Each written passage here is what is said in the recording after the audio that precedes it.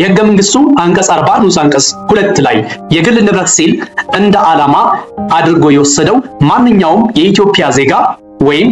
ህጋዊ ሰውነት ያላቸው ኢትዮጵያዊ ማህበራት ወይም ሌሎች በህግ በተለየ በጋራ የንብረት ባለቤት እንዲሆኑ የተፈቀደላቸው ማህበረሰቦች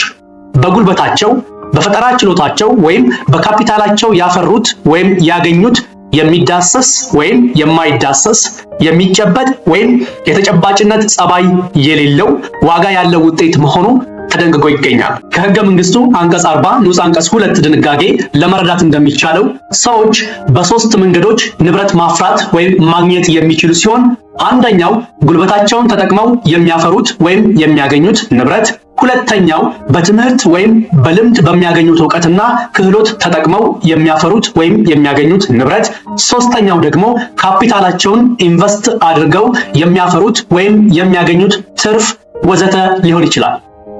በእነዚህ የሀብት ማግኛ መንገዶች የሚፈጠሩት ወይም የሚፈሩት ንብረቶች ተጨባጭነት ባህሪ ያላቸው ኮርፖሪያል ቲንግስ ወይም የተጨባጭነት ጠባይ የሌላቸው ኢንኮርፖሪያል ቲንግስ ሊሆኑ እንደሚችሉም በህገ መንግስቱ አንቀጽ 40 ንዑስ አንቀጽ 2 ላይ በግልጽ ተደንግጓል።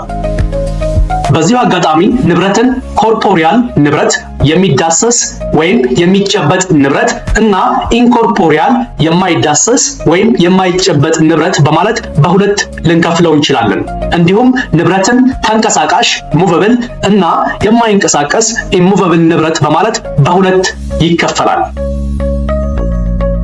ውድና የተከበራችሁ አድማጮች የኮርፖሪያል ንብረት የሚዳሰስ የሚጨበጥ ንብረት በዓለም ላይ ተጨባጭ ህልውና ያለው ወይም የሚታይ ወይም የሚጨበጥ ሲሆን መሬት፣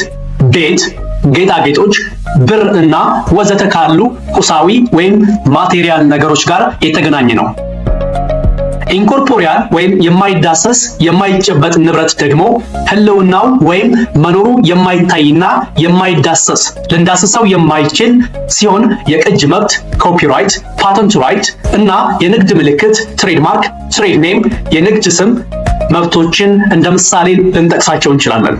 እንዲሁም በህገ መንግስቱ አንቀጽ 40 ንዑስ አንቀጽ 7 ላይ እንደተደነገገው ማንም ኢትዮጵያዊ በጉልበቱ ወይም በገንዘቡ በመሬት ላይ ለሚገነባው ቋሚ ንብረት ወይም ለሚያደርገው ቋሚ ማሻሻል የሙሉ መብት ባለቤት ሲሆን ንብረቱን የመሸጥ፣ የመለወጥ፣ የማውረስ፣ የመሬት ተጠቃሚነቱ ሲቋረጥ ንብረቱን የማንሳት፣ ባለቤትነቱን የማዛወር ወይም መንግስት ለህዝብ ጥቅም ብሎ በሚወስድበት ጊዜ የካሳ ክፍያ የማግኘት መብትን እንደሚያካትት በህገ መንግስቱ ተደንግጎ ይገኛል።